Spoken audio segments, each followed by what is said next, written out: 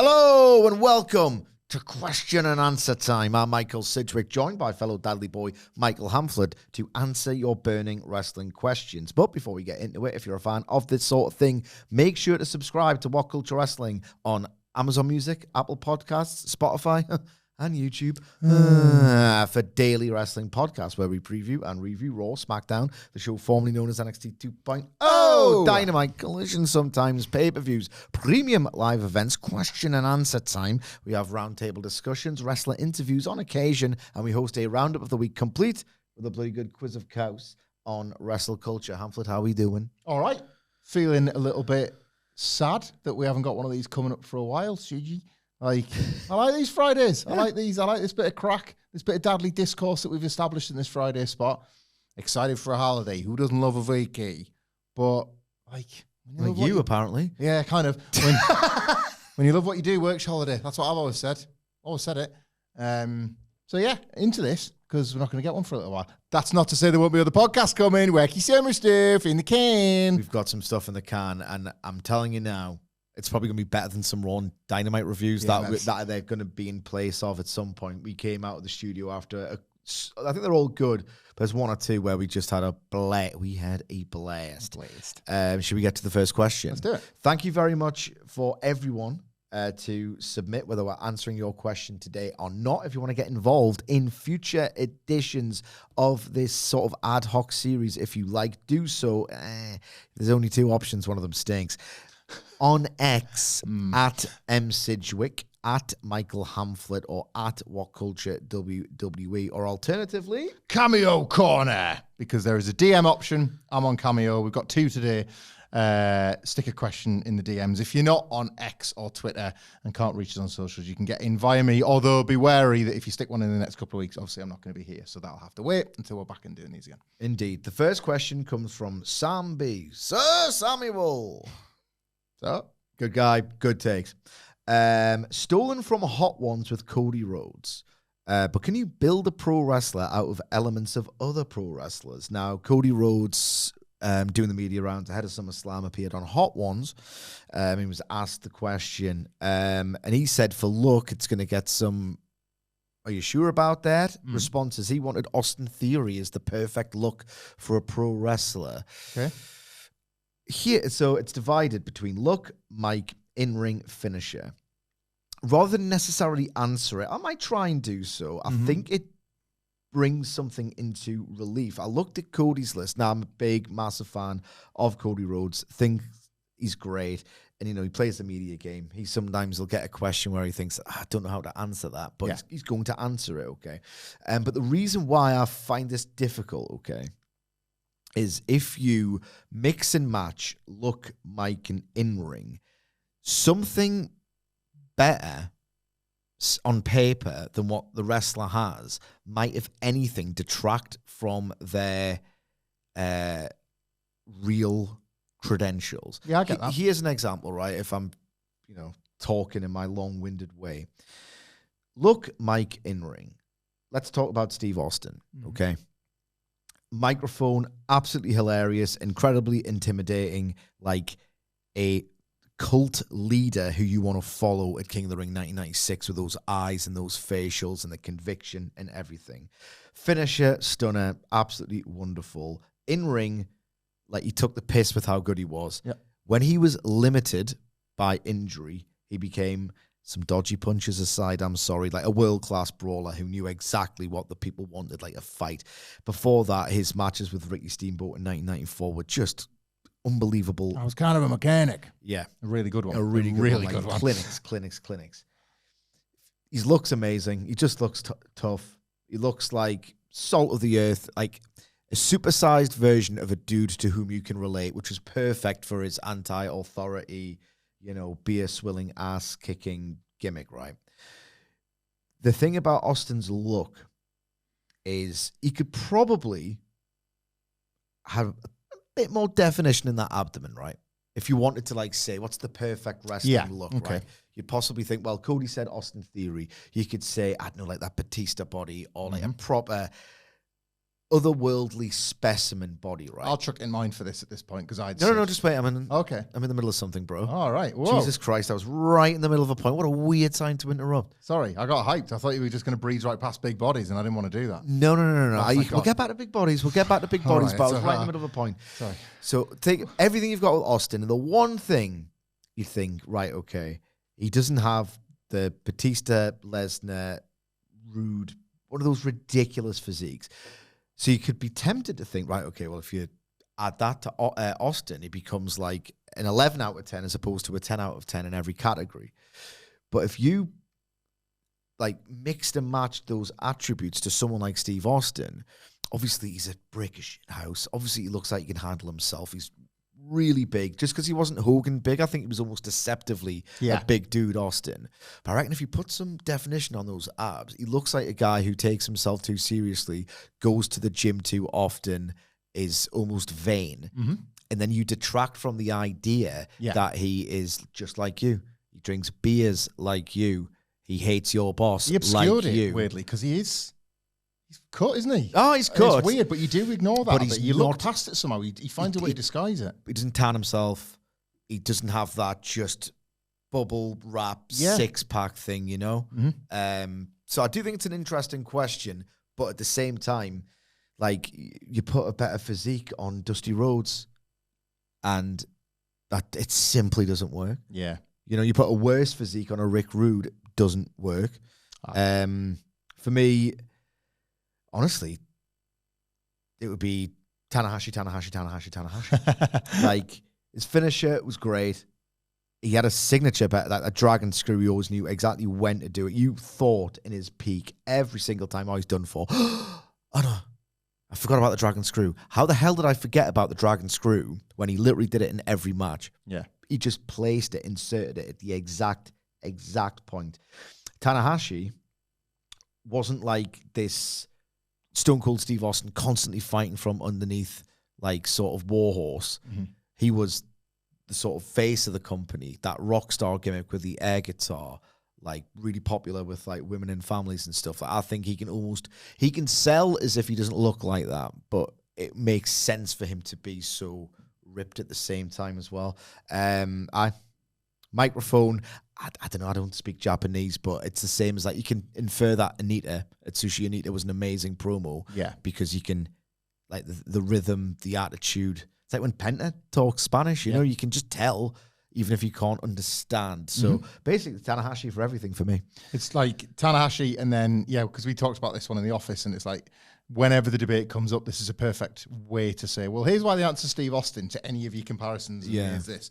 I'll make a Frankenstein one as a result, because I think there is really something to that, well articulated about that. Like, it kind of needs this to be this in order for that. It's like that puts that thing over. With one more thing on this as well, you could be tempted because look is amazing, right?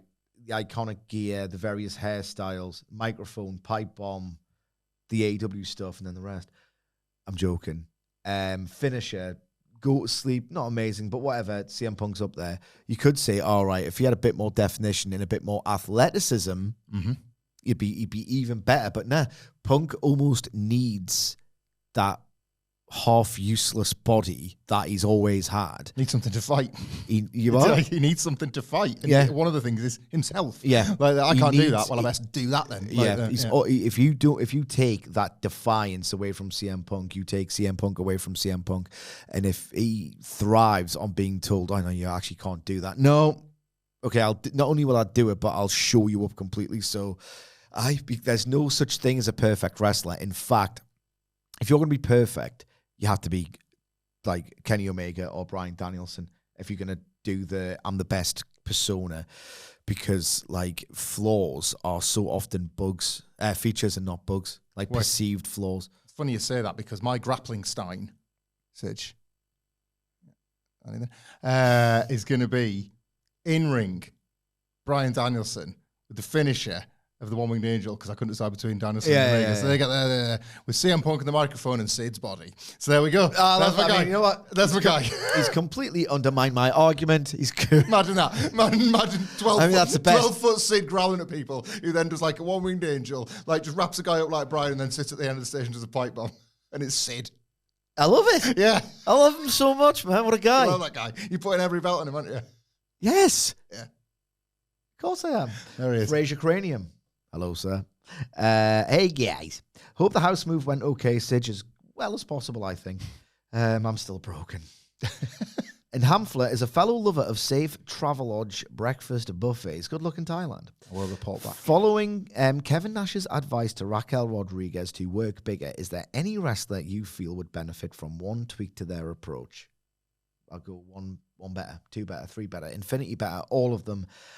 I don't think, other than, again, the usual suspects, Bucks, Danielson, Omega, every wrestler, if I could offer any kind of Nashian advice where he said to Raquel Rodriguez, you need to present yourself and work as if you're bigger than you are. Don't get sucked into this. Nice example of a change of a perfect advice channel. Yeah. Like about time there should be, like, rather than an old timer just jumping in where they're not required. That's like a nice example of, I don't think I have much credibility here because whenever I read back an old article of mine, whether I'm updating it or just whatever, I always think, God damn it, be a better editor. Be a better editor. Did you need that pretentious word? Did you need that ridiculous analogy? Did you need that many clauses in that sentence? Clean it up, clean it up. So I understand that as a writer, and it's nowhere near the same thing as being a pro wrestler, but it is being like creative. It is very idea driven. And I constantly like try and tell this to myself, even if I'm not the best at applying it. I would give the tweak to literally every single wrestler except a select few. Go through your match with your opponent, right? This, you've got that. It'd be cool if I counted that. This is how many minutes we've got. This is the finish. Good sequence, this. Da-da-da-da. Right. When you think you are done and you shake hands, this is the match. Have an extra 3 minutes to say, right, everything's too much now. Do we need that near fall? Mm-hmm. Do we really need that extra near fall? I'm like it's got to the point now where it's polluted pro wrestling with near fall after near fall. Like the rhythm of it, and again, this could be a long conversation. I don't necessarily want it to be because we've talked about it at length. Like because everything's so homogenized, and the express purpose of wrestling is to do a great wrestling match, and we're through the looking glass. The snake is eating itself. Like, I want to see more understated, less self-conscious work. And the tweak I would give to virtually every single wrestler is be more ruthless in your editing, be less self-conscious. I don't understand how more wrestlers just haven't got this, how Tony Khan hasn't got this. Like, you need to do less. Don't make me sound like a bad faith rip project, but you need to do less. Have you got any specific ones? Or I do, actually. Okay. I've got an approach I'd like Roman Reigns to tweak. Oh, is that to turn up every now and then? You're oddly quite close. As he's approaching whatever building he's arriving at, turn the car around and leave. Roman Reigns. Get the hell out. Who I love, by the way. Roman Reigns has actually answered a question that I think a lot of wrestlers at the top of the game either grappled with or kind of found ways out of answering. And the examples that spring to mind for me are Steve Austin and The Rock. So I'm putting him in elite tier company, right? Yeah, you're being too generous with that, but carry on. Let me explain. Steve Austin pushed back and pushed back and pushed back and protested about his booking in late 2001, early 2002, because it was rubbish. But what I think he was failing to come to terms with was the idea that he was being phased down, because in his mind, the only way after down was out. He typically had good instincts for these things, so he might have been right, but also that paranoia and that top guy mentality of like, well, I've got to live there or I can't live anywhere. Shawn Michaels goes out at WrestleMania 14 without, dropping down the card. The Rock, kind of like, you may as well look at WrestleMania 19 as his retirement. And then like the Goldberg was a bit of an extra that he was doing a favor for the company for, and then obviously the Cena stuff. But the real, you can kind of look at that Austin match as like the beginning of the end of the Rock as well, And Roman Reigns, it's pretty cool to me that he has this sweetheart deal, the one that he is now enacting, which he first seemed to arrive at in about 2021, and then seemed to get his teeth into the Sami Zayn element and kind of got back into it, and then Cody Rhodes and everything like that. I don't like it. I don't like what it's doing to Roman Reigns. I don't think he particularly fits as a heel. I don't think he particularly fits as a babyface. WWE unreal. Regardless of your thoughts on it as a worker, a shooter, a combination of the two, categorically made it clear that Cody Rhodes is Triple H's guy, not Roman Reigns. So there can never be a kind of situation where Roman will be the tippy top. And maybe he's comfy with that, earning the big money to, like, he looks like he's got a nice deal and a nice life from his current situation. But I think it's doing significant damage to his aura to not play one role effectively and to be this known part-timer. He's dodging the mercenary tag.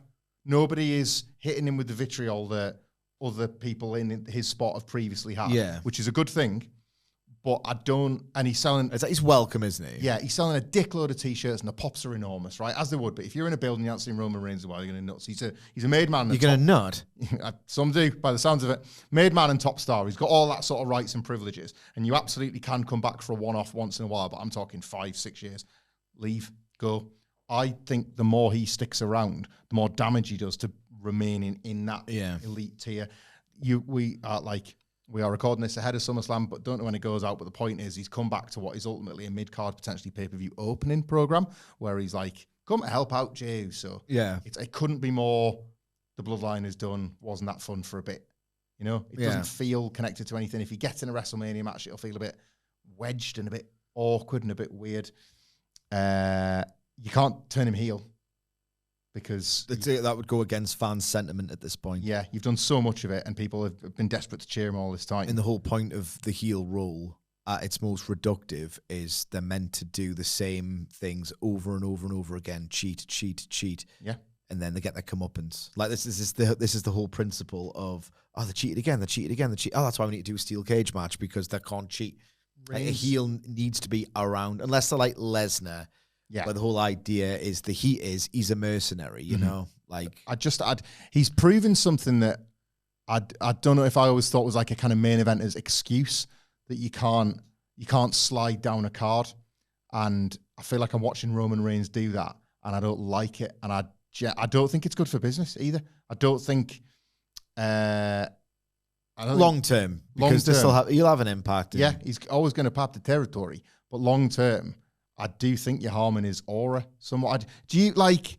You're not predisposed to loving WWE. Not necessarily. But a star is a star is a star is a star, and you've watched enough wrestling to feel something, some kind of way. Like, you've not felt that much Roman Reigns for a while, have you? No. Regardless of your own personal biases. No, big because stars and big moments and all that. Like that. Roman Reigns in promos and the segments where the tribal chief character, a couple of years ago now, when he'd won, or when he was felt like the walls were closing in, when he got to show his range without the melodrama, you know? Like when he was at his most paranoid and like defensive, or when he was gloating because he just won at the pape, you know? Drew match we were there for together at Clash of the Castle. The guy at his best was phenomenal, and I loved his attitude. I loved the tracksuit look. I thought he was fantastic. I thought they've botched the babyface turn. I know that's ridiculous because he comes out in certain Raw episodes and they just come up as if like they came for him. Yeah. Louder than anyone else. So we are talking like in a bit of a pedantic way, but the idea of Roman, I think that they rushed the babyface turn. We've talked about this, but you know, the pre-recorded yeet ahead of a Saudi show was a bit like, you could have made that a much bigger deal. And then as soon as War Games came and went, and the big Roman babyface turn had finally happened, and babyface bloodline and all the rest of it, plus CM Punk, he was immediately cast as a tweener. What we're doing with that? Yeah. You know what I mean? I thought that was the wrong match to do at WrestleMania, even though they're all sucking their own cocks about it, as per WWE Unreal. Every decision was the right one and every ending was a happy one. It's like the whole thing. The old rib removal self-suck jab. Aye. So, no, I get that completely. The next question. Soccer tangent. If you've no interest in football whatsoever, I'm going 5 minutes on this. I'm sorry. Yes. Right. Jason Floyd says, do you think Isak will ever play for Newcastle United next season? Again, 5 minutes. There's some great wrestling-related questions later. Stick around, but I need this, right? So Alexander Isak, I'm assuming if you've not skipped, you know the story, you know what soccer is, you know the context. His head's been turned by Liverpool interest. Okay? This might be accelerating now because about an hour before we hit record, the most reputable, prominent journalist in football, David Ornstein, has revealed Liverpool have bid. Didn't specify a figure, I don't think, but we've turned it down. The intention is, and senior players for Newcastle have said, please stick around, and Newcastle want to give him a new deal with a release clause that can come in effect next summer. The idea being, have more money for a year, cheer up. You can go next season with no ifs, ands, or buts, or negotiations, or sagas, or bidding wars. If someone pays that price, you can go. Which was what really was probably going to happen next season. Is it going to happen? I think that he will stay at Newcastle. Apparently, the latest rumor is, so we wanted Ekitike to play alongside Isak, air quotes, basically as an understudy, because we knew all along we're probably going to lose Isak next summer. But let's bed someone in, hit the ground running, and crucially, not have rival clubs aware of the fact that we've got £150 million burning in our wallet looking for a new striker. I mean, these clubs will know when we get the Isak money, whether it's tomorrow, next season, or whatever, next summer, they're going to, try and drive those prices up for whatever position we might fill. But for the striker market in particular, it would sort of be more pronounced. Ekitike went to Liverpool, of course he did. Šeško going to Man United. We wanted that massive marquee Galactico superstar number 9 to A, hopefully replace the goals, which are the most important thing in football, and B, placate the fans of like, yeah, we lost to Isak, but we've got the next best potential world number 9. That ain't happening. Now that Šeško's going and the jury's out really on him of who's the next great number 9. Whoever it is has already been signed or is on the verge of signing for somebody else. Like, there's not one, oh God, if we could only get one of these players. The striker market's very, very weak. It's now even smaller. The latest I've read is that Ollie Watkins, who's 30 in September, I think. So if he's 30 this season, 31, 32 next, like, might be nice in a non-PSR world. That, to me, is the first sign of pure desperation. If we get Watkins and Wissa, 30 and 29 in a couple of months respectively, that kills us PSR-wise. It just depends on if this relationship between Newcastle and Isak can be repaired. At this point, I'm thinking, nah, keep him. Keep him. Because the thing is, we were under no obligation to sell whatsoever. Players agitate for bigger moves all the time, and they eventually get placated. Ronaldo, years ago, going from Man U to Real, they basically told him what we're telling Isak. And Isak's amazing, but he's not as good as CR7 was back then. Like, shut up, stop agitating, we'll do it next summer, but it's too late now, and we can't do it. Like, goals go a long way to fixing broken relationships in football. Exactly. A really long way, really quickly. Yeah. And the idea, I think, at this point, and they might blink Newcastle, but at this point, we're under no obligation to sell. He's got 3 years left on his deal. And we not only have we tried to facilitate this exit when we didn't have to do it, not only have we tried to facilitate this sale by attempting to sign the last big fee, big ticket number 9 left really in the market in Benjamin Šeško, at the right age profile anyway, right? We've made a tit of ourselves yet again in the process by looking like a team that nobody wants to join because Šeško's going to Man United. So not only have we tried to do something on behalf of Isak, who's under contract, who's not being professional, but we've made a tit of ourselves because the plan to let him have what he wants didn't work. We couldn't have done more to just try and make this happen for him, really. Mm-hmm. So he can rot in the reserves for a few months for all I care. He's completely mugged us off. We shouldn't have to do it. And if our options are going to destroy his peer, this has to be right for the club. If our options are, you can get 2 strikers who are on the way out of their career at the top level, who can get you goals for a couple of years, but if we can't do anything significant, future-proof, big overhaul squad-wise with the Isak money, we should not be generating the Isak money at all. What are your thoughts on Isak before we bring soccer tangent to an end? Not many, obviously, but it's rubbish football. I was going to say it's a worthwhile reminder of just how much football's rubbish. Man. How much you're supposed to love it. I've been on this one a while, so I don't want to bore people with it again. But sucks when you suck. It sucks when you suck, yeah. And it's even more like depressing when you're good. I figured out my relationship with football a long time ago, which was to love it only when it loves me back. Like it's it goes against how most of it thrives in the terraces, because the word is faith, because it is as close to a like religious thing as you can have, in that you are completely devoted to a faith and a belief in something. You can't let it go. That you have no control over, and that you're unable to switch off. But I bought tickets to a Sunderland versus Real Betis friendly today for me and my youngest son, off the back of friendly defeats to Hearts and Hull City. You got a bit of Hull? Yeah. Oh, you're in the middle of a revamp. The team just haven't gelled. That's right. The team that will definitely be the starting 11 have yet to gel. Yes. You're saying a new one, haven't you? Well, this is it. Yeah, if you like some rock solid patter, check out the Stadium of Light for some granite crack. That brings an end to soccer tangent. Moving swiftly on to wrestling Q&A.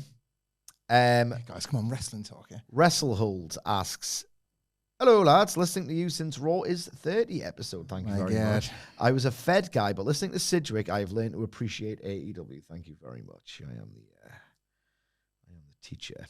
With Jon Moxley turning face down the road, who would you give the top heel position to other than MJF? As far as I see it, there are 2 captains, right? I see 2 captains. You did? 2 options.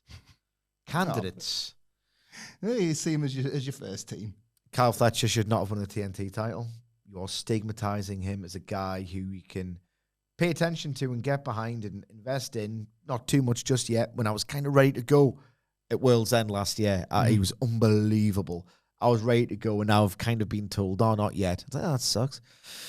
Keep an eye on Swerve Strickland for me. That was who he was. I was going to keep an eye on Swerve. Yeah. If you look at the pattern of AEW booking, he's clearly going to do the job to Okada.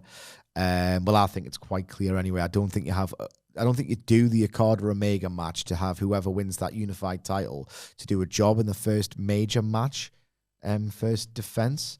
Who knows? They might change up their booking patterns. Hangman Page, you presume, is going to have the title for a while.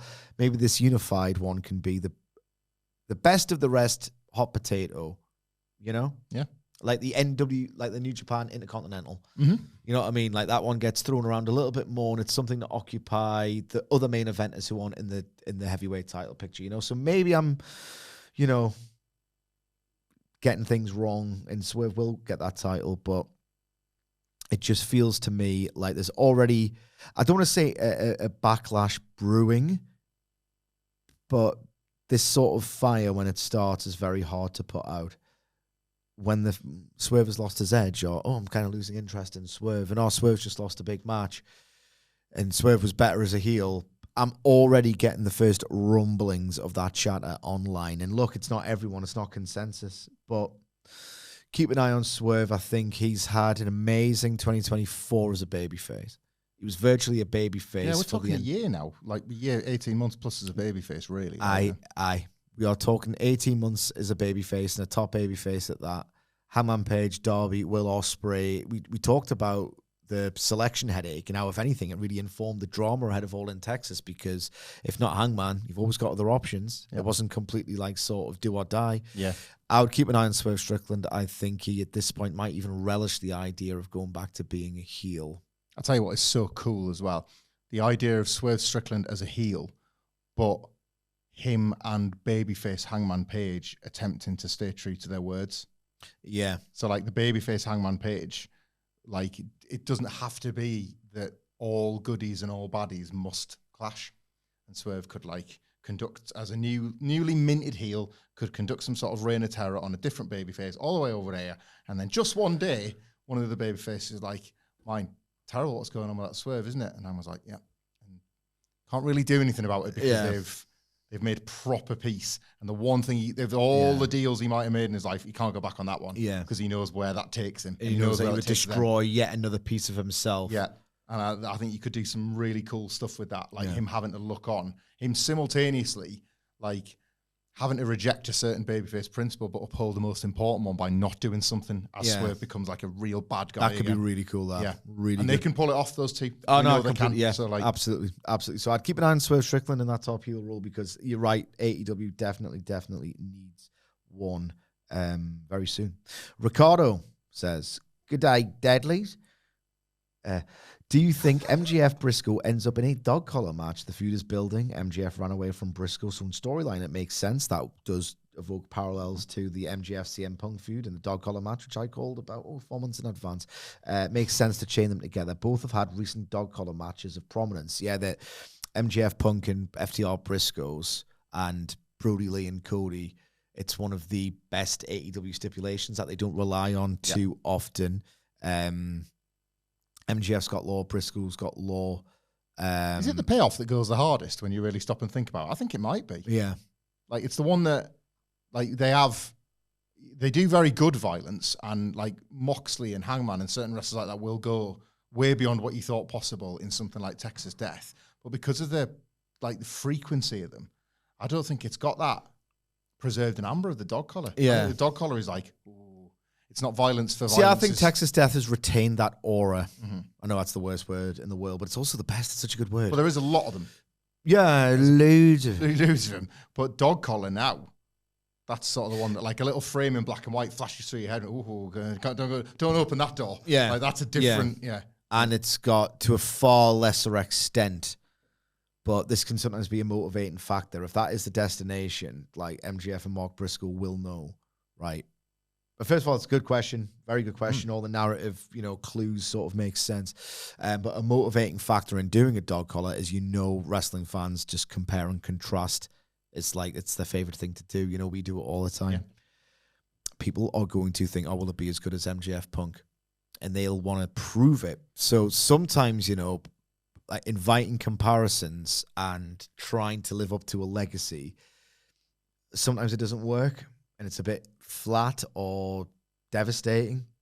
Sometimes it's like, no, I'll show them. Yeah, I will show them. So I think that's a really good idea for the payoff. I like that. And that's assuming that they haven't got something else up their sleeves. Like, there are a few different ways to reach the violent level that this feud is going to go with. This is not the first time that MJF's had the big match turn out to be not the big one, the TV one. Yeah. It's going to be the first of, like, there's obviously a stipulation match coming down the line. Just something tells me they've got it in their heads. Yeah. What they want to do with this, and they'll start giving away clues if they haven't started already. Yeah. As to what that's going to be. Absolutely.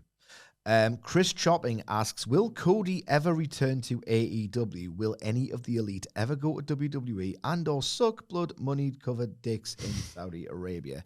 I hate to be A, too cynical, and B, like, above it all, know it all. I've seen it all before. You kids don't know anything. Vince McMahon was removed from a position of power. CM Punk returned to WWE. Eric Bischoff appeared on Raw. Like, that was the one for me, 2002. That was it was just the right age. I was like 16, 17. Like, that means now anything can happen ever. Anything can happen ever. Anything can happen ever. Never, ever say never. In terms of these specific examples, will Cody ever return to AEW? Look, and I was going to say, right, until we know the exact nature of the personal issue to which Cody has alluded about, that resulted in his exit from All Elite Wrestling, because you don't know the nature of it, you also don't know the severity of it. You don't know if they can even talk about it. I think Cody has in fact said, I will all right book someday, it's fine, it'll come out. I don't know. I don't think it's that big a deal, personally. My own theory that I can't talk about. Yeah, of course. I mean, this WWE Cody relationship is incredibly rosy at present. Not only is he an ambitious, a successful guy, an ambitious guy. This guy makes the bolder swings. Who's to say? Nothing lasts forever. You can fall out with friends. You can lose love and jobs. You can lose your passions. I fancy Cody Rhodes to at some point think to himself, if AEW, which I think for the next 2 years is going to have these really impressive pay-per-view building draws and do more of these intimate venues. I think that's the pattern that we're going to see. It's established. It works. I reckon at some point, if that continues and AEW doesn't get a drop-off in popularity or a huge surge in popularity, right, and this WWE Cody thing just sort of like, yeah, we've done business. Cody's not averse to moving, making big, massive moves. I think he would bet on himself to be the guy to say, you know what? I've already had the most amazing career. Like every Hall of Fame I belong in, I have changed the complexion of this. I've made it 100 times better alongside Kenny the Bucks. And, I hate to say it, but to a lesser extent, Jericho, I reckon he go, I can get 5,000 in these buildings on TV every week again. Watch me. I reckon he backs himself to bring in not a boom for AEW, but a bigger AEW. I reckon he'll back himself to do it. Whether he can or not is a different matter.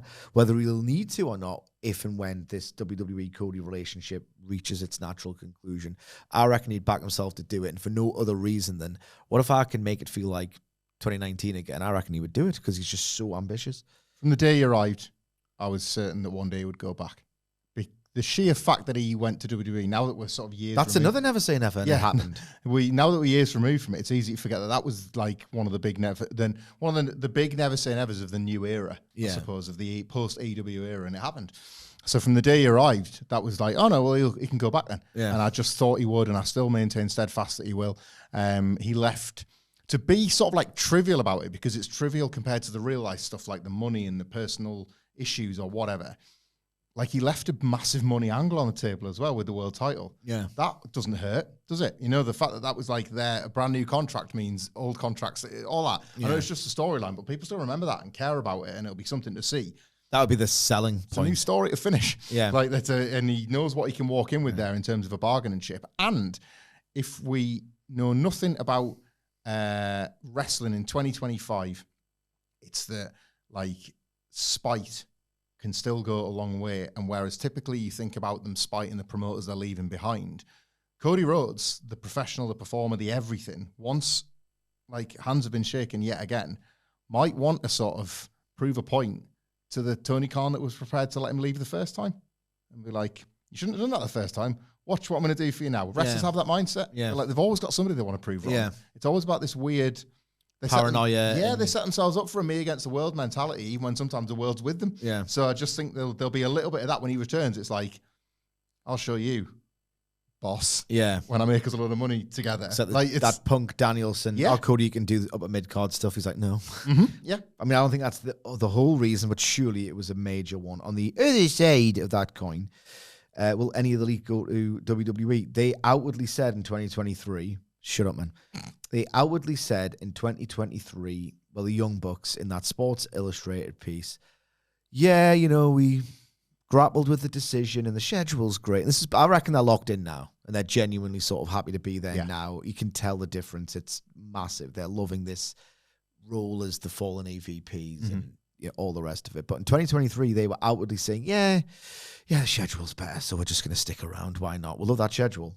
I mean, if you control F schedule on that Sports Illustrated piece, it'll come up pretty 14 times. Yeah.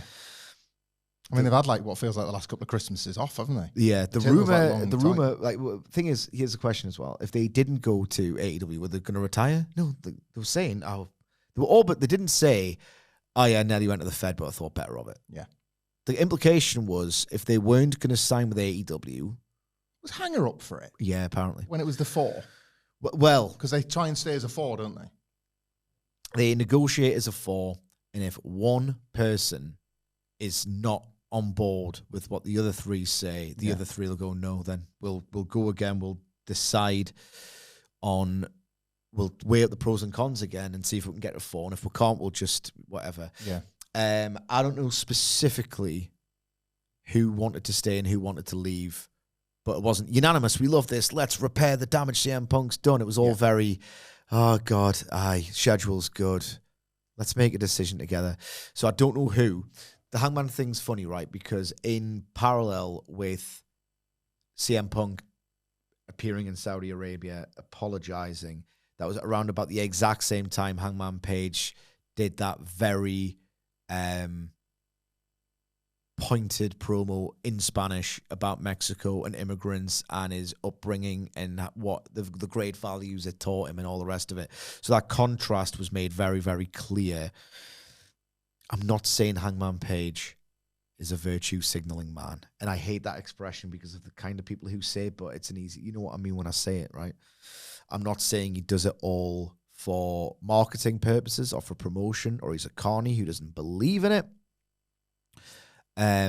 But if he might have half entertained the idea of going to WWE, which hasn't just recently chudified itself, became a chud, he knows what goes on, he knows what they think. I don't know if he wanted to go or not. That is the thing, for sure. I'm too old, man. Just don't believe that people won't go and make money in a very short career for a company whose, implicit values they might not necessarily agree with. Yeah, that's my take on it. I hate to be too cynical about it, but I'd like to believe there's a little bit of magic in this world left. But there isn't. It sounded like William Regal, like in The Dark Looking Some. I thought there was still magic at the end of that pier, but I guess not.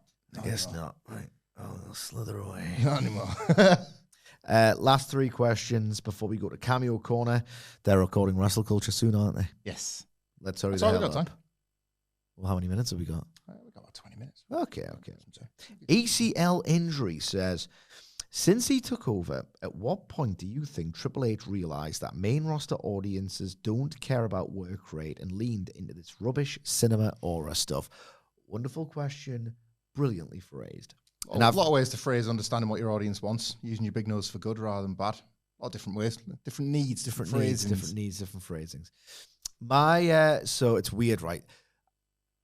Wrestling changing in so many different ways, at least at popularity level and whatever. It boggles my mind that there are different Triple H main roster eras. Do you know what I mean? Mm-hmm. Like there's at least three now. Yeah. There is those first steps, the initial, I've got the pen, so this is what we're doing. The boom of, this is what you actually want. And now there's the decline. There have been three distinct phases of Paul Levesque running WWE's main roster. If you lived for as long as we did under Vince rule, it's wild, and it makes me feel even more elderly by the day. It's good though. We're not in stasis like we were. Like I think it's a good thing. Like it's not for my sense of mortality. That's fair. Yeah. Phase one is long for the sake of it matches on Raw, with some very necessary steps in terms of making that which Vince McMahon made meaningful all over again. Had a lot of universe things to fix, didn't it? Yeah. A lot. So it's like, all right, no one cares about these titles. Right, get a video package about the lineage of the United States title, Harley Race. Who loves Harley Race? Me. Who else loved and was a protege of Harley Race? Tommaso Ciampa. Harley Race in a robe. I cannot fathom the idea of Harley Race and his legacy shaping a 2025 WWE storyline at all. I think it was a nice thing to do. And I think Triple H might have still had that thing. And to be fair, if you look at the horrible dying days of Black and Gold, he still must have thought, I'll get those wrestling fans back. They'll get bored of this new AEW thing. I'll get them back with some sort of unvarnished, hard-nosed action with Pete Dunne versus Finn Balor. No. He still must have had a little bit of that thing, right? Well, if all the wrestling fans have gone to AEW and I need to get them back, I'll start presenting WWE as something that loves pro wrestling history. That's not necessarily within this bubble. And Harley Race is one of the key examples of someone that WWF made into a bit of a cartoon, but had this legendary and deserved reputation as this classic wrestler of yore outside of the WWE system. So that felt like a multi-forked I don't know, a multi-pronged attack on, let's get the wrestling fans back. No one cares. And then Sami Zayn and the Bloodline changes everything. He's like, the one soapy melodrama. Yeah. The problem, well, for me, is that Sami Zayn was the absolute perfect guy to do that story, which he has now applied the beats of to so many other things. Bloodline, New Bloodline, Judgment Day.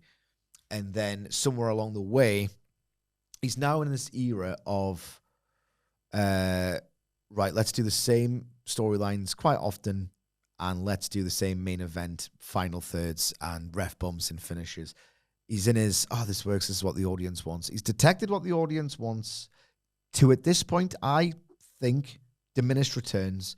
But I think the two things were, no one knows who Holly Race is. Right, who do they know? What do they care about? And the Sami Zayn and the Bloodline of, they want a bit of levity. They want a bit of soap opera. Let's go with that. I don't disagree with much of that. The point about rubbish cinema aura stuff, which is quite a shared take from the saddest of the wrestling fan community at this point, who just want change, etc. It's not rubbish cinema aura stuff when you're actually in the boom. You can call it rubbish cinema aura stuff when you're on decline, which we are on now. I was on that from the Netflix debut. I was like, here we are, the decline has started. It can be a slow one. The trick is to slow that decline and make it last as long as possible so you still feel like you're in the boom. And the thing he's most effective at is that right now. The houses are still good.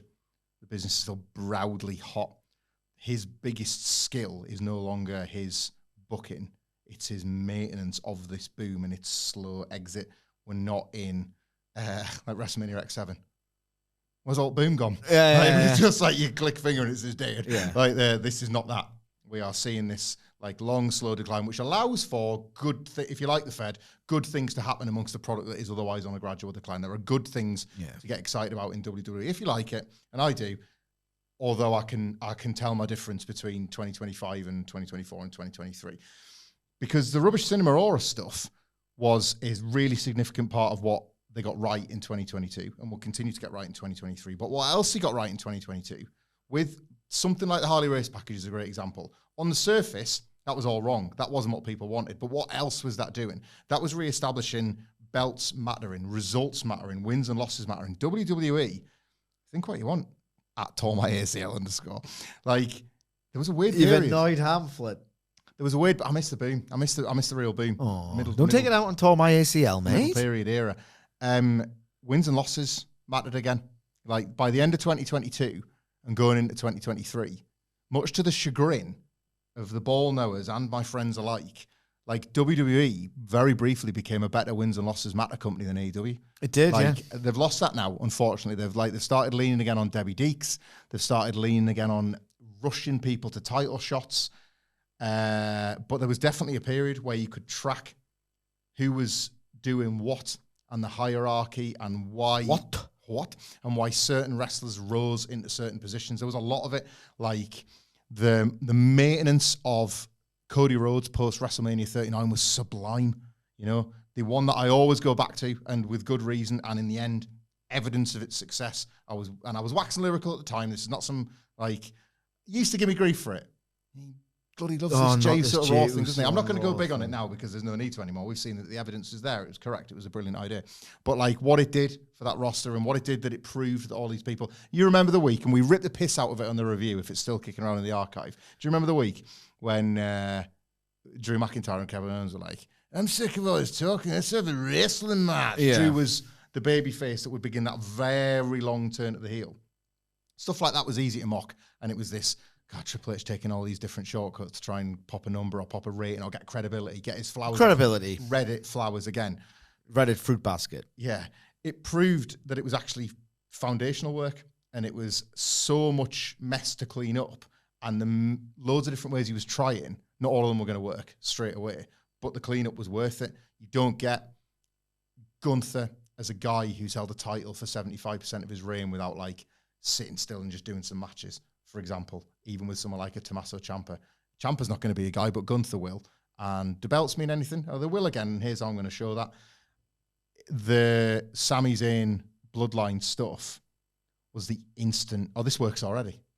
All the other stuff he had to make work over time, but that worked already. So why now we're at the point where that's the dominant thing is because he's kind of forgotten all the grunt work he did. He can't be arsed with the grunt work anymore. And this happens to bookers historically.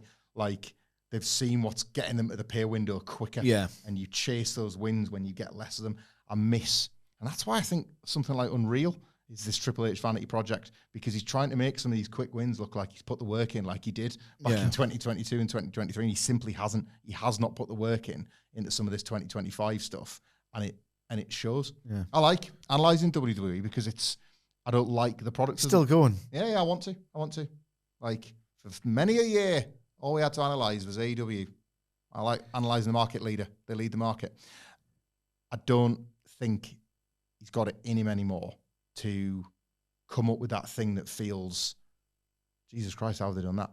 I don't think he's got any left. Nah, he's just doing the same ideas. And that's fine, because the thing about 10s, Sidge, is that like 9s, 8s, and 7s are pretty good. Okay. And so he's got a few years left in 9s, 8s, and 7s, but we're done with 10s, and I'm sad about that. So in answer to your question, tore my ACL, it's when people didn't know who the hell Harley Race was, and those 25-minute matches on Raw barely registered any kind Stop of undermining reaction. good products, everybody. Sidgwick and tore my ACL. Stop undermining good wrestling. I want this history preserved properly by us as the current ombudsman of it. In the 2023 Fed was unbelievable. That does not happen overnight or with 2 SmackDown segments a week. Be fairer to the good Fed. When it was that good, everybody was saying, oh, the Fed's crap. And now the Fed's actually starting to be crap. We'll just pretend the whole thing was. Bollocks. You can just... No. Years ago, You're not it was even answering the guy's question. I'm answering your question. You're just doing a verbal dissertation on how much you like the Fed between 2022 and 2024. With some analysis as to why. The actual answer is they didn't respond to the 25-minute pointlessly long matches, and they didn't know who Holly Race was. And people like stars. There's not enough stars. We've got 2 more questions. Yeah. The penultimate one comes from Tommy ACL, who also asks, what do you think made Jeff Hardy get so over in 2008 and 2009? Like, I genuinely haven't seen a babyface have a connection with an audience like him. He didn't even need any catchphrases to get over. I've got 2 takes on this, right? And he was never as good on his best day as Shawn Michaels on his worst. But he had the thing that Shawn Michaels didn't have and did have in 1996. He had this incredible heartthrob connection with the ladies. The ladies, yeah. I could tear off his top and get a Hogan pop. Yeah. But I think there's 2 reasons why the bloody blokes who looked at Michaels in 1996 and went, oh, Christ, him. Well, I'm going to wait for Steve Austin. Yeah. You know? I think 2 things helped Jeff Hardy not get the treatment that Shawn Michaels did, is that sort of failed in-ring magician of 1996 babyface, you know. There weren't many other options in 2008 and 2009. We were kind of, and I wanted to detract from Jeff Hardy's crowd connection because it was unbelievable, off the scale. But we were very much deep into that anybody but John Cena, goddammit, era among the fans. And Jeff Hardy, it's weird. I don't want to say he's better in any way than Shawn Michaels because I don't. Jeff Hardy had that fundamental ability to sell, which any wrestling fan just gets and gravitates towards and can make themselves feel something for. Like, Jeff Hardy is one of the most underrated sellers ever. He was amazing at it. So he had the core fundamentals of what it means to be a babyface pro wrestling star, the heartthrob element, the fact that there was already a sense of nostalgia around Jeff Hardy, even though he's probably still in his late 20s in 2008. So there was the fierce nostalgia that went into it, the profound respect of what he put his body through. I'd like to think a sense of empathy in the audience. If this guy has been known to struggle, let's help him out of it. Yeah, it was the best of every world. Like, I didn't realize ACL at Tom ACL _ asked the same question, because I was going to say, like, flippantly, I was going to say, well, there was a little bit of rubbish Cinema Aura stuff. They saw him as a bit of a, like, I mean, Christ, what an auralist landscape Jeff Hardy operated in 2008, 2009. Like, that roster was the opposite of Cinema Aura, wasn't it? I think you'll find the 2008 roster was stacked. They tell me with that pull-out page from the WWF magazine, it was stacked. It was not stacked. No.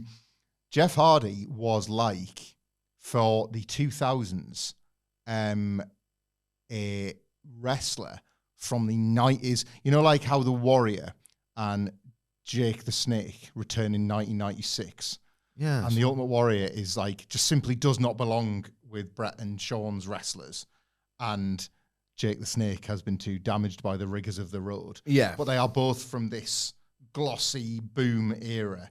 And you're like, the buildings are smaller, but like Jake Roberts and the Warrior were on like WrestleMania 6 in the Skydome, the massive Fed era. Jeff Hardy was that for this generation because he was from the Attitude Era. So you brought with it like the nostalgia that all of like WWE was telling you to have. They were telling you everything was perfect in the Attitude Era. Everything was perfect. The stars were the biggest possible stars, bigger than Dolph Ziggler can ever hope to be. All right, and I'm naming him, but everyone was the same. Like, and Jeff Hardy was from that. And he disappeared because TNA to many people was disappearing. So in some cases, nobody knew he was even still wrestling. You made that point about the fact that there was a genuine, like, a new kind of sympathy for him because he was a bit of a survivor. Yeah. He'd suffered and people had watched him suffer, and then he came back seemingly good as new. Obviously, what we weren't to know was that things weren't great behind the scenes.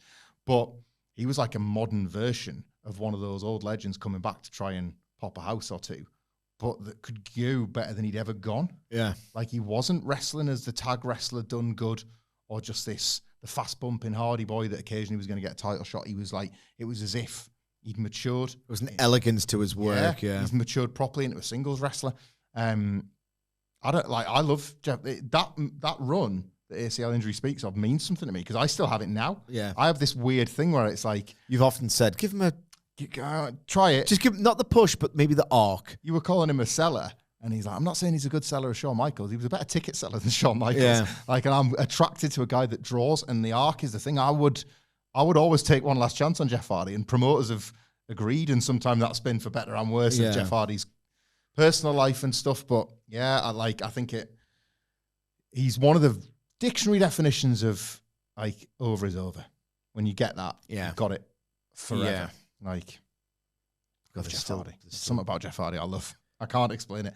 I'd have belted him against Randy Orton in 2008, and it sits with me as one of the great missed up. By the time they did, it was a bit too late. Yeah. And Punk was the one that helped him feel whole again. Yeah.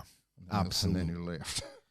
Last question. I'm going to not give it the treatment it deserves because we've got two more from Cameo Corner. But it comes from Kyo. We get questions like this a lot, but I'm not saying they're bad questions. They're good questions. It's just I prefer to write this stuff down and give it a real sense of thought because a lot goes into it. Hi, lads. Hope you're well. Who do you think will be AEW champions this time next year?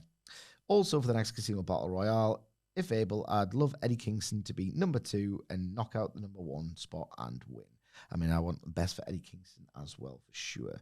The thing about this question, right, is I would like it genuinely to be someone who's not on my radar yet because that would make it, oh, good, we get a brand new star that I've not thought of. I would always like to leave it open is, oh, God, if it's not this person in my head, that means someone is just out of nowhere, just evolved into this great wrestling star, or they've got a tweak to their presentation or a new sort of gimmick or attribute that puts them over the edge in the conversation because it's what? It's Friday, August 1, August the 1st, right? If someone had asked me this question last year, I don't think I would have put Kyle Fletcher in the conversation yet. Mm-hmm. Now he'd be in the conversation for me. And again, something like that. It was around about this time, like potentially. I wouldn't put him in the conversation. Now he's in it, and I think he shouldn't be removed from it, but he is by being TNT champion. So I'm hesitant to really say, but I do think the way is Hangman, MJF, Ospreay, Wembley. In terms of that unified, the one great thing about a match I'm not sure will age well in Omega Okada 5 is I need to see it again. I think that abrupt ending has something deliberate about it. Of they recalibrated it from, are you sure you want to touch that again, to, oh, you have to do it again. And I think that was the whole point of that abrupt finish. So Omega for the unified, I want to see him put on great matches at this point. I really, really do. Tag titles. Let's just go with the Young Bucks and say, surely, right, I think I know people hate them. And I think last week we were talking about people just genuinely hate the Young Bucks, right? If they tell the story and it's really good and they're really dialed into it and it's already like hilarious and fabulous every week, and they can gain that respect back from the crowd, and they're kind of maybe already telling it of, we've lost everything, we've gained perspective, having lost everything. You know, if they can follow that story to its conclusion and have another top babyface Young Bucks run, look at the form they're in. They're unbelievable right now. I would have them as babyface champions, maybe at All In.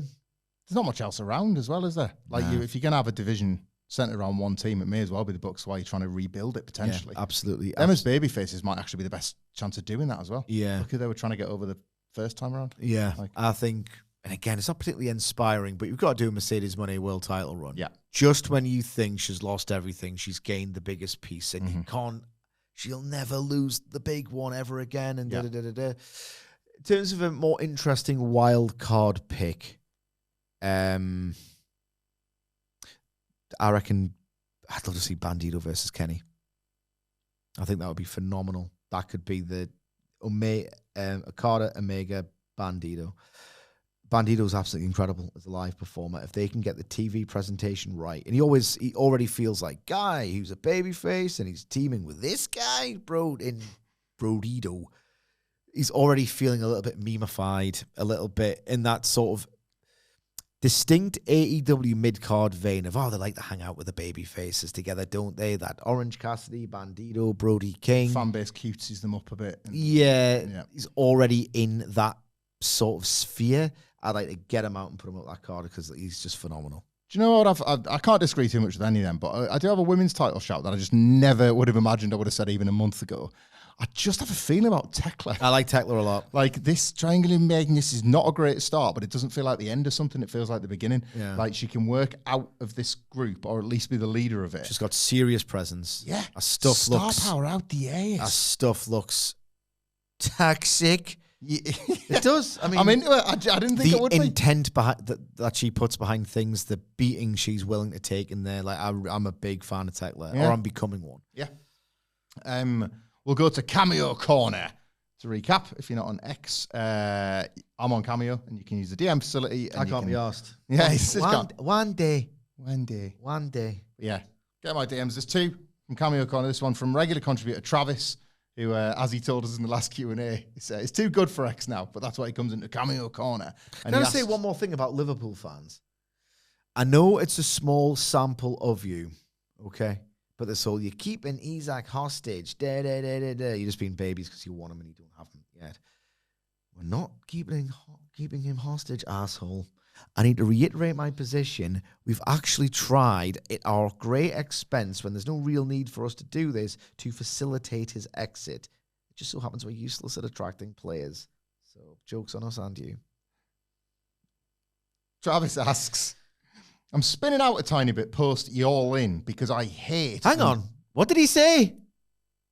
Spinning out? Spinning out a tiny bit. Getting stressed, I would guess. Like worming out, but getting stressed.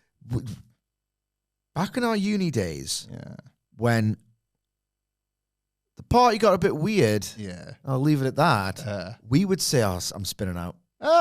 I'm spinning out. And I don't know where that even came from. Maybe the United States of America or Canada. I was going to say he's from Canada. I say, no, I'm spinning out. Can we get out of this room?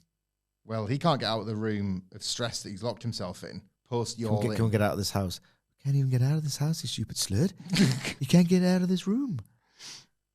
I don't think you're going to convince him here, but I think it's a talking point at the moment. I'm less arsed about it, but I think you'll represent the side that is very arsed. I hate the Money in the Bank gimmick. Can you convince me that cash-in title shots, that's execute the contract with a pen, and not a scourge on AEW?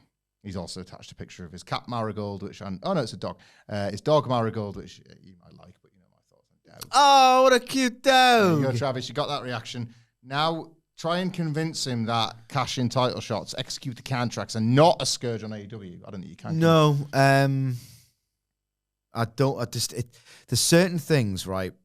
You know what I hate the most is the inexplicable. I don't mind a noble failure. I like a big, cool new idea, not executed particularly well. I like the original incarnation of the Dark Order more than I like AEW doing a cash-in gimmick. Mm-hmm.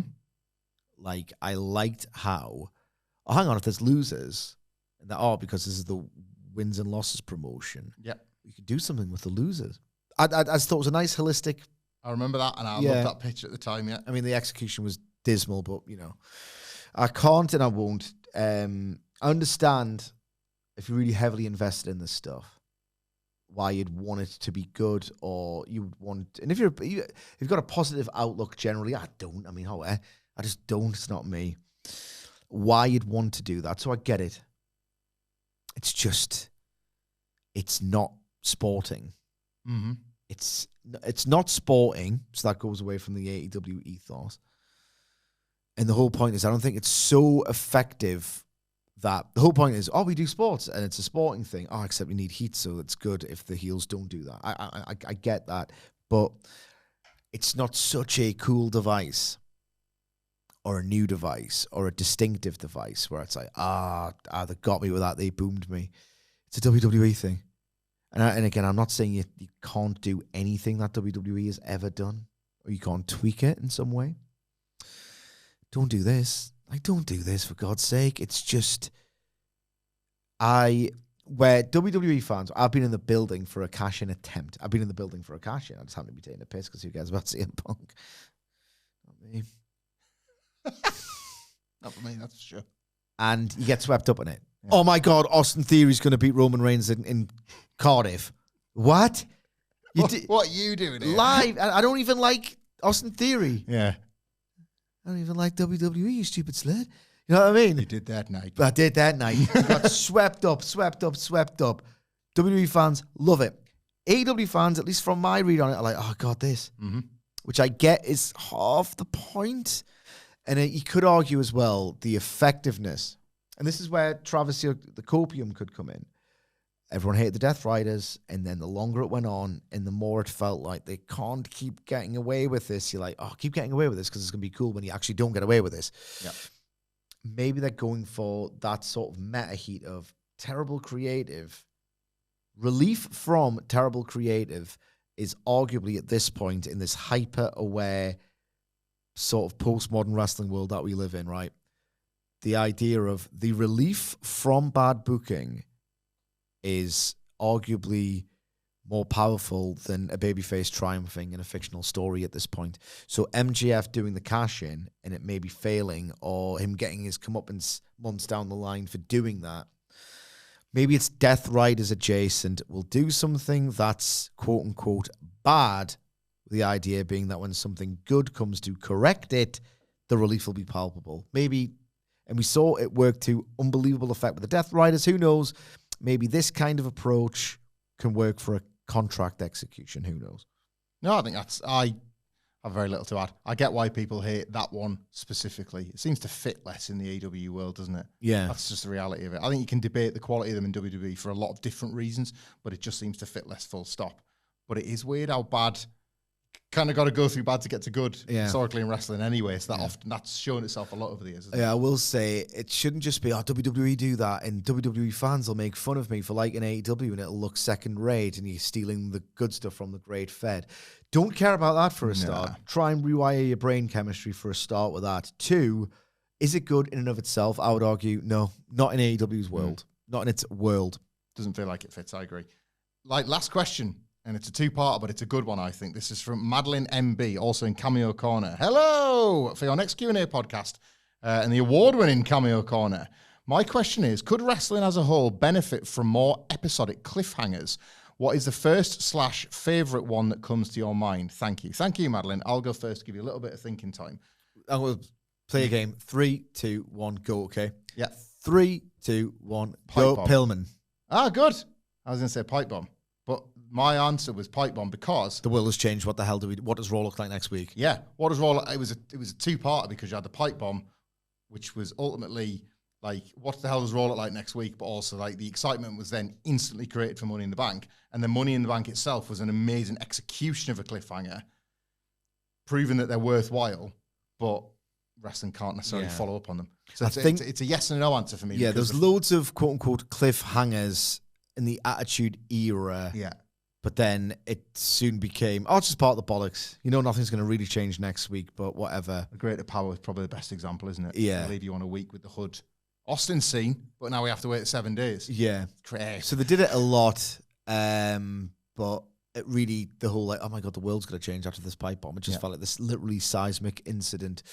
So probably the pipe bomb. I would love AEW. And again, do it sparingly because I think it's crucial that they maintain this. We're the sports company. We have an announced card in advance. That's how we do things. If you can disrupt that with a show-long story every 4 or 5 months, or what's Dynamite going to look like next week? They've struggled because I think there's a jarring.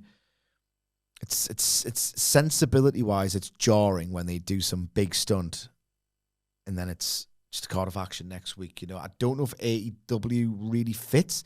But if you do one once a year, not the same time every year, who knows? It could be like a welcome disruption. But broadly, I agree. At this point, and again, I don't mean to say this on every podcast ever, but it always comes up. I need, and I'm broadly really happy with AEW right now, but I need something else other than, there's going to be a great match next week. Well, there was one this week. There was the one the week before. Can something absolutely massive happen to a character in the TV show I watch, please? So I'm completely on board with more cliffhangers. Just be careful with them. They're hard as well. Like sometimes the promoters, the bookers ever don't have that in them, do they? They're like, the most recent one was probably seen as heel turn, wasn't it? Yeah. What do you do with that? You got to watch next, But like they're hard to arrive upon sometimes. It's earned when you get one that's really effective. I was thinking like Kurt Angle's TNA debut because it wasn't something they promoted, other than a big surprise, but you wouldn't have expected that surprise.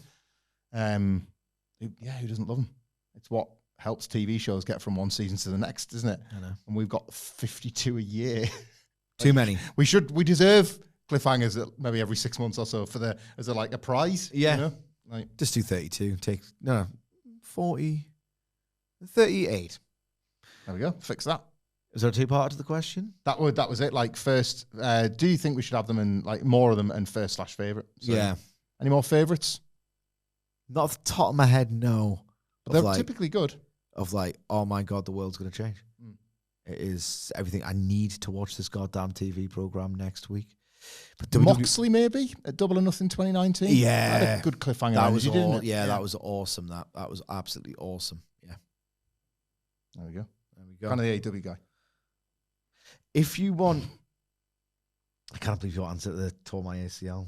Let us talk about 2023. It begins as most years do, January 1st.